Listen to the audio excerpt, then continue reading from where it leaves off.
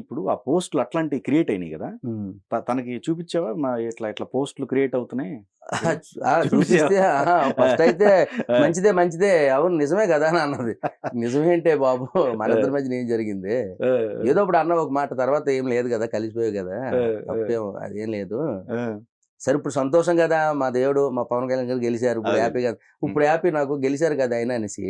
అంటే చాలా మంది అన్న, అప్పుడు ఆవిడే కాదు చాలా మందికి ఏంటంటే ఆ ఈయన ఈ రాజకీయాలను తట్టుకోలేడు, ఈ రాజకీయ నాయకుల్ని ఎదిరించలేడు, సినిమా మనిషి, సినిమా యాక్టరు, సినిమాలో అయితే సూపర్ స్టారు, పవర్ స్టార్, మెగాస్టారే కానీ ఈ రాజకీయాలు పడలేరు, ఈ అన్ని వారికి విలేజ్లో అందరికి తెలిస్తే కదా రాజకీయాలు ఎంత నీచంగా ఉంటాయో, ఎంత క్రూరంగా ఉంటాయో, రాజకీయ వ్యవస్థ అనేది ఉంటుంది కదా, మనకు తెలిసిందే కదా. ఇవన్నీ నేను ఎక్కడ ఎదిరించగలడు, ఎక్కడ పడగలడు, నిజాయితీగా నీతిగా ఉండే మనిషి అనవసరంగా వచ్చి బ్లేమ్ అయిపోవడము, లేకపోతే ఇబ్బందులు పడడం తప్ప ఏముండదు అనేది కొంతమందిలో ఉండేది. ఆ నెగిటివ్ థాట్స్ ఉండేవి కొంత. అది కూడా అభిమానంతోనే వాళ్ళు, ఇంత మంచి యాక్టరు. ఇప్పుడు ఆయన సినిమాలు చూసిన వాళ్ళు, అత్తారింటికి దారేది అయితే ప్రతి ఫ్యామిలీలో ఇప్పుడు టీవీలో వేసినా సరే అతుక్కుపోయి చూస్తారు ఆ సినిమాని. అంత మంచి కుటుంబ కథ చిత్రం అది అత్తారింటికి దారేది. అలాంటి సినిమాలు తీసినా ఆయన రాజకీయాల్లోకి వచ్చి ఎందుకు మాకు దూరం అయిపోవాలి మళ్ళీ, ఆయన సినిమాలకి ఎందుకు దూరం అనే బాధపడిన వ్యవహారం ఫీల్ అయ్యారు. కానీ ఆయన రాజకీయ నాయకుడు వద్దు ఎందుకు అనేది కాదు. అంటే ఇక్కడున్న భరించలేడు, ఈ కుళ్ళు రాజకీయాలు భరించలేడు ఇతను ఎందుకు అనేది అనుకోండు. కానీ ఈయన ఓపిక, ఈయన డెడికేషను, ఈయన హార్డ్ వర్క్, ఈ 10 ఏళ్లలో ఉండే పద్ధతి తీరు అన్నీ లాస్ట్కి వాళ్ళకి అర్థమైంది. మా వైఫ్ కూడా ఆయనకే వేసింది ఓటు. ఓకే, పవన్ కళ్యాణ్ గారికి వేసింది. అది ఆ ఓపికే ఈరోజు ఆయన నిలబెట్టింది అనమాట. ఐ హ్యాపీ, ఓకే, అందరూ అందరూ హ్యాపీ. సో అఖీరాని చూసావా, మొత్తం విజువల్స్ చూసావా, నిన్న ఆయనతో పాటే తిరగటం అంతా చూసావా? బాహుబలి అది అంతేనా? మరొక బాహుబలి. ఓకే, బాహుబలి కటౌట్ ను పక్కనెట్టుకొని తిరిగాడు నిన్న అంత బాబు. ఏంటి ఆ కటౌట్ హైట్, అసలు మనోడు మరొక పవర్ స్టార్. చంద్రబాబు నాయుడు గారికి దండం పెట్టినప్పుడు చూసాం కదా, ఫస్ట్ కాళ్ళకి నమస్కారం పెట్టాను అన్నారు చూడు, అది మన సాంప్రదాయం. పిల్లలకి మనం నేర్పించే ఒక అద్భుతమైన సాంప్రదాయం అది. పెద్దల పట్ల ఉండే గౌరవం కానీ, వాళ్ళని చూసుకునే విధానం కానీ, వాళ్ళ మీద మాట్లాడే మాటలు కానీ, పద్ధతి కానీ, చిన్న పెద్ద చూడాలి కదా. ఆ జ్ఞానం లేని చాలామంది బయట ఉన్నారు. అవన్నీ ఆయన మీద కూడా పెట్టారు, కుటుంబం మీద పెట్టారు. సో వాళ్ళందరికీ బుద్ధి రావడానికే ఆయన కొడుకును కూడా ఒక పద్ధతి అయిన నడకలో, ఒక దారిలో తీసుకెళ్తున్నాడు ఆయన. చూశారు కదా చంద్రబాబు నాయుడు గారు కాళ్ళకి నమస్కారం పెట్టిన, అది ఎంత అద్భుతం అంటే అది పెద్దల పట్ల ఉన్న గౌరవం పిల్లలకి. అది ఆయనకి అది ఆ సంస్కారం తెలుసు. ఆయన నరేంద్ర మోడీ గారికి వెళ్ళి నమస్కారం పెడితే ఎంత ఎంత అద్భుతంగా పెడతాడు ఆయన. ఈయన పెడితే ఆయన నమస్కారానికి ఆయన అంత పెద్ద ఆయన కూడా, ప్రధానమంత్రి గారు కూడా కళ్యాణ్ గారికి నమస్కారం పెట్టడం కానీ అది అది అది గౌరవం, గొప్ప గౌరవం అన్నది. అది ఉండాలి, ప్రతి ఒక్కరిలో ఉండాలి. అది పెద్దలు మనం గౌరవించాలి, మన స్థాయి ఏంటో మనం తెలుసుకోవాలి, ఒక స్థాయిలో ఉన్న వాళ్ళకి గౌరవం ఇవ్వాలి మనం. అది మంచిది, చాలా మంచిది. అంటే ఇంకోటి వైఫ్తో కలిసి అఖీరా కూడా రావటం అనేది అవునవును కదా. అవును, యుద్ధంలోకి వెళ్ళిన ఒక వీరుడికో సైనికుడికో ఇల్లే ముందు కానీ, గెలిచి వచ్చిన తర్వాత కానీ తిలకం పెట్టడం, దిద్దడం అనేది, హారతి ఇవ్వడం అనేది మన హిందూ సాంప్రదాయం. అది ఆవిడ మన ఇండియా కాదు, వేరే దేశం, కానీ మన హిందూ సాంప్రదాయాన్ని గౌరవించి ఆ పద్ధతిలో వెళ్తున్నారనమాట. ఆ పద్ధతులు అన్న అది సొసైటీకి చాలా ఇంపార్టెంట్. అయ్యింది చూసి తెలుసుకోవడం మనకు తెలుసు.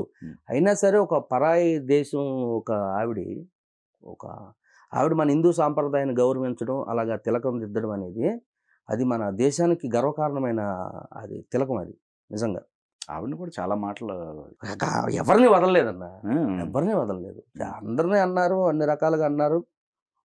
అదే అన్నా సరే అభిమానులు కానీ ఆయన కానీ ఎప్పుడు ఎంతసేపు ముఖ్యమంత్రికి ఆయనకే పడి తప్ప కానీ ఇంకొకరిని ఏదో అండమో లేకపోతే చేయడమో ఎప్పుడు ఆయన చేయలేదు. పవన్ కళ్యాణ్ గారు చేయలేదు. ఎంతసేపు ఇతనికి జగన్ గారికే పడేది, వీళ్ళిద్దరికే పడేది, కానీ పోటాపోటీ ఓరావరి యుద్ధం వాళ్ళిద్దరికే పడ్డది. మధ్యలో ఎవరిని నష్టపోనివ్వలేదు, ఎవరిని ఇది చేయలేదు అనమాట. వాళ్ళిద్దరే చూసుకుంటారు, వాళ్ళిద్దరిలోనే యుద్ధం జరిగింది. ఓటమి ఒకరికి వచ్చింది, గెలుపు ఒకరికి వచ్చింది. యుద్ధం అనేక ఎవరికో వాళ్ళకి ఓటమి రావాల్సిందే, గెలుపు రావాల్సిందే. యుద్ధం మరి ఈయన వీర సైనికుడిగా యుద్ధం బాగా చేశాడు, గెలిచాడు, రాజ్యాన్ని గెలిచాడు. ఓకే. ఓకే. ప్రజలు మనసులను గెలిచాడు. హ్మ్. అన్ని రకాలుగా. మరి సాయి ధరమ్ తేజ్ ఆ విజువల్స్ చూసావా? అవును, ఎత్తుకున్నాడు వచ్చి, మా ఆయన ఎత్తుకున్నాడు కదా వచ్చి, అది ఆ! ఎంత ఎమోషన్ అన్నది. ఆ! నేనైతే ఒక 10-15 సార్లు చూసా. ఆ!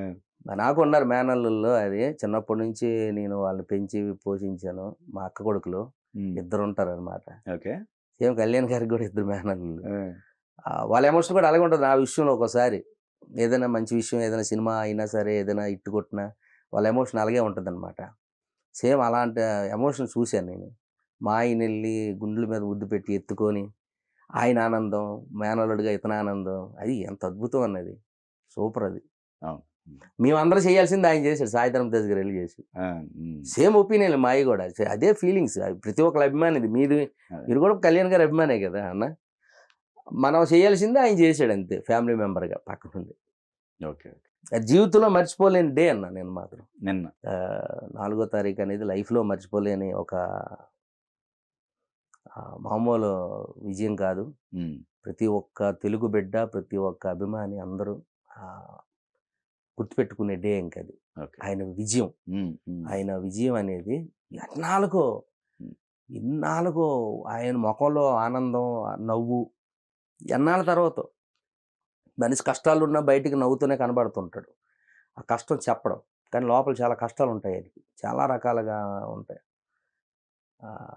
నిన్న మాత్రం మనస్ఫూర్తిగా ఫస్ట్ టైం ఆయన ప్రెస్ మీట్. ఆ! అసలు అదే. ఆయన కూడా హ్మ్. ఊహించలేని ఇది. విజయం. అవును. ఆయన కూడా అన్నారు కదా, అవును. నిజం ఇది సక్సెస్ అనేది నాకు అవును. ఆశ్చర్యమే అనేది. ఆశ్చర్యమైంది ఇది. అది అవును. ప్రజలకన్నా నిజంగా. హ్మ్. ఉమ్. హ్మ్. ప్రజలు నమ్మారు అతన్ని, గుండెల్లో పెట్టుకున్నారు, అవకాశం ఇచ్చారు.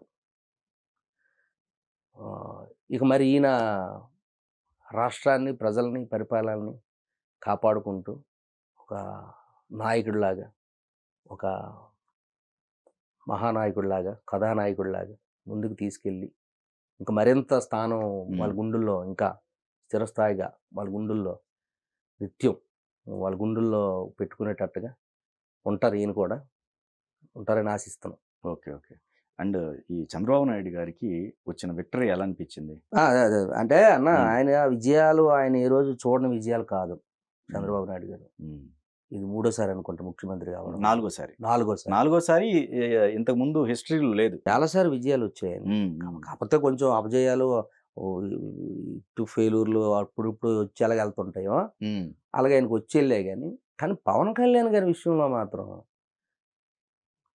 అసలు గత సక్సెస్ అనేది ఆయన చూడలేకపోయాడు పాపం. అది అది అది ఆ జనాలు అర్థం చేసుకున్నారు అన్న, పబ్లిక్. ఓకే. మరీ మనిషిని ఇంత నలపకూడదు, మనం ఇంత నలిపకూడదు, ఇన్ని ఇబ్బందులకి గురి చేయకూడదు. చూస్తున్నారు కదా, 10 సంవత్సరాల నుంచి చూశారు. వాళ్ళే ఇచ్చారు మెజారిటీ ఆయనకి. ప్రజలు వాళ్ళు ఇస్తారన్న, ఇచ్చారు. అదే. అలాగే చంద్రబాబు నాయుడు గారు కూడా ఆయన పరిపాలన కూడా గతంలో ఎన్నో శతాబ్దాలు చూసాం మనం. ఆయన కూడా మరి ఇప్పుడు కలిసి ఉన్నారు కాబట్టి అంతా చేస్తారు, చేయాలి. సో ఇప్పుడు మీ జన సైనికులు అందరూ, ఇప్పుడు మరి ఆయన చుట్టూ ఎవరైతే ఇట్లా అభిమానించే మీ సైనికులందరూ కూడా ఈ 5 సంవత్సరాలు ఆయనకు వెన్నంటూ ఉంటూ ప్రతి కార్యక్రమంలో పాల్గొంటూ ఉంటారు, అంతేనా? అవును. ఈ 5 ఏళ్ళు ఇంకొంచెం ఎనర్జీగా ఉంటుంది వర్క్. ఓకే. అన్ని రకాలుగా కుదిరితే ఇంకా చాలా సెంటర్లో కానీ ఊర్లో కానీ జనసేన జెండా ఆవిర్భావాలు అవి జరగడం, జనసేన జెండా ఎగరేయడం, జెండా పెట్టడం, ఇవన్నీ ఇక నుంచి ఇంకా బాగా జరుగుతాయి. ఎక్కువ శాతం ఇంకా జరుగుతాయి. ఓకే. ఈ 5 ఏళ్ళు జాగ్రత్తగా బాగా ప్రతి ఒక్కరు అందరూ కష్టపడి ముందుకు తీసుకెళ్తే నెక్స్ట్ వచ్చే ఎలక్షన్కి ముఖ్యమంత్రి పవన్ కళ్యాణ్ గారు. ఓకే. క్లియర్, ఇంకా క్లియర్. ఓకే. పవన్ కళ్యాణ్ గారు ముఖ్యమంత్రి చేసేస్తారు జనాలు. ఓకే. ఇప్పుడు ఆఫ్ చేశారు ఆయన్ని, ఇంక మిగతా సగమే ఉందిగా, అదేలే 50%. 50%. అదే. మిగతా 50 కూడా నెక్స్ట్ దానికి కలిపేసి ముఖ్యమంత్రిని చేస్తారు. ఆయన నిజంగా అదే టార్గెట్, అదే. ఓకే. జనాలు కానీ అభిమానులు కానీ టార్గెట్ అయితే ఆయన ముఖ్యమంత్రిగా చూడాలి. ఈసారికి పెద్ద ఆయన ఉన్నారు కాబట్టి ఆయన ఎవరైనా ఒకటే మనకి ఈసారికి. నెక్స్ట్ టైం మాత్రం పవన్ కళ్యాణ్ గారు పక్క ముఖ్యమంత్రి, ఓకే సీఎం క్యాండిడేట్ ఓకే గెలిపించేస్తారు ఆయన. ముఖ్యమంత్రి కుర్చీలో కూర్చొని పెడతారు ఆయన. ఆయన రానన్నా కూకొనన్నా బలవంతంగా తీసుకెళ్ళి కూర్చొని పెడతారు అన్న, ఆ రోజు వస్తుంది. ఓకే అది ఆయన టాలెంట్. ఆయన మంచి మనసుకి, టాలెంట్కి, ఆయన పడే కష్టానికి, ఆయన ఓపికకి అతన్నే తీసుకెళ్ళి ఫస్ట్ టైం భారతదేశంలో ప్రజలే తీసుకెళ్లి కుర్చీ మీద కూర్చుని పెట్టిన ఏకైక ముఖ్యమంత్రిని ఎవరైనా చేస్తారంటే పవన్ కళ్యాణ్ గారిని చేస్తారు. ఓకే ఒక సాంగ్ ఒకటి ఉందన్న, బ్లఫ్ మాస్టర్లో పాట అనుకుంటా. ఓకే అది ఇప్పుడు ప్రతి ఒక్కరికి సింక్ అవుతుంది ఆ సాంగ్. ఏనాటి కర్మ ఆనాటిదే, ఎప్పుడు చేయాలి, ఎప్పుడు తప్పు అప్పుడే ఇదైపోద్ది, ఎవరు ఆపలేరు కర్మని అనేది ఒక సాంగ్ ఉంది. అది ఓకే ఎవరు చేసుకున్న కర్మ వాళ్ళదేనన్నా. దేవుడు ప్రజలు మనిషి జీవితానికి ఎంతో అద్భుతమైన అవకాశం ఇస్తారు. అది సామాన్య మానవులకి ఎవరికి రానిటువంటి అవకాశాలు కూడా కొంతమందికి ఇస్తారు. ఎన్ని జన్మల అదృష్టమో పుణ్యమో అది, మరి వాళ్ళ తల్లిదండ్రులు చేసుకున్న అదృష్టమో ఏంటో. ఓకే రాజకీయంగానో లేకపోతే ఇంకొక గానో ఏదో ఒక విధంగా ఒక అద్భుతమైన అవకాశం అయితే ఒకరికి వస్తుంది, ఎవరో ఒకరికి. దాన్ని మనమే మన చేతులారా చెడగొట్టుకొని దూరం అయిపోయి అనుభవించడం అనేది అది మనం చేసుకున్న కర్మ. అది ఈలే నాలని పేర్లు ఎత్తను కానీ నేను ఈరోజు చూశారన్నా, ప్రతిపక్షం అనేది లేకుండా అయిపోయింది రాష్ట్రంలో. అంటే ఒక్కరు రాలేదు బయటికి. వాళ్ళు మన మనుషులే, బయట వాళ్ళేం కాదు, వాళ్ళేం టెర్రరిస్టులు కాదు, వాళ్ళేం శత్రువులు కాదు, వాళ్ళేం ఇంకొకరు కాదు, మన ఆంధ్రదేశంలో పుట్టిన వాళ్ళే, మన తెలుగు వాళ్ళే. ఎందుకు అంతవరకు తీసుకొచ్చుకోవడమో అవసరమా? ఇప్పుడు బాధపడ్డము ఎందుకు?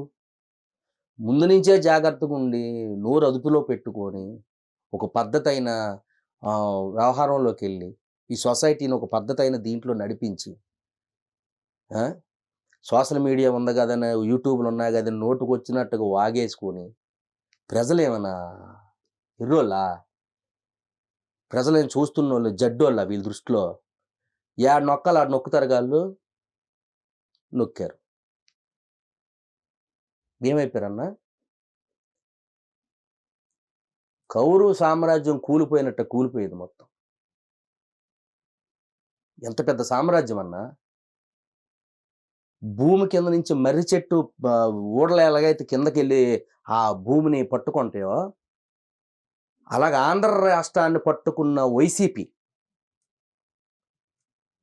అది అంత పెద్ద సామ్రాజ్యం, అది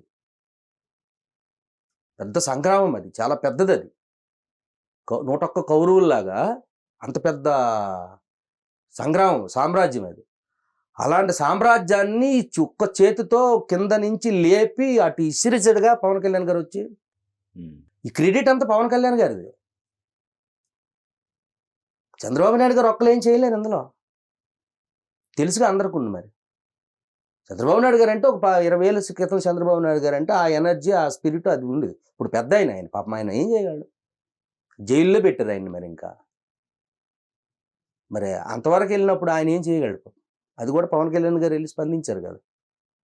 ఆయన ఓ పెద్ద మీద గౌరవం ఉండాలన్నా, జనాలు చూస్తున్నారుగా. ఆ ఏజ్లో ఆయనకున్న దీనికి ఆయన కనీసం 10 సార్లు 15 సంవత్సరాలు రాష్ట్రాన్ని పరిపాలించాడు కదా ఆయన. అదేనా గౌరవం ఉండాలి కదా కొంచెం.